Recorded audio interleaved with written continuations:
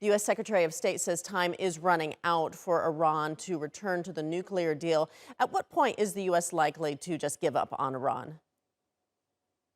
I would give it probably until the end of this calendar year before the United States announces that the deal is over.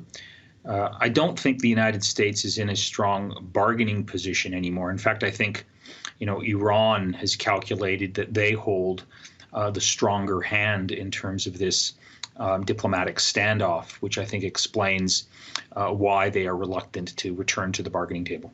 Yeah, I wanted to ask you about that. Following the disastrous withdrawal from Afghanistan, does that give Iran more of an advantage in these negotiations, as the U.S. isn't likely to want to be humiliated again on the international stage?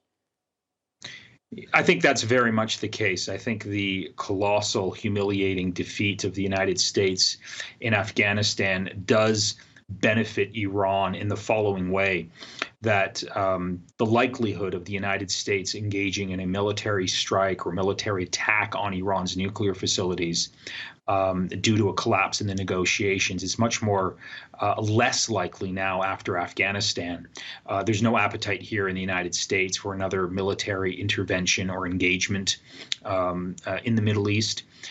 So I think Iran knows that very much, and that explains the tougher position that Iran has taken with respect to a return to the negotiating table. Also, Iran calculates that, look, it's already under severe sanction. There's nothing left to sanction. So there's not a lot of new sanction policies that the Biden administration can pursue against Iran, given the current sanctions that Iran is currently struggling with.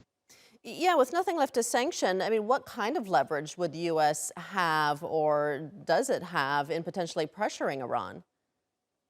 Very little. I think one thing that the United States could do is possibly get the Europeans to add on new sanctions against Iran, or get the UN to sort of pass resolutions that would sanction Iran. I don't think that would be a big game changer, because right now the Europeans, for example, even though they don't have formal sanctions against Iran, they're not willing to invest or engage economically in any substantial way with Iran, because they fear the retaliation of the United States under the existing sanctions policy that the United States has, that it will sanction any government that sort of engages with the Islamic Republic of Iran. So there's not much leverage that I can see that the Biden administration has over Iran.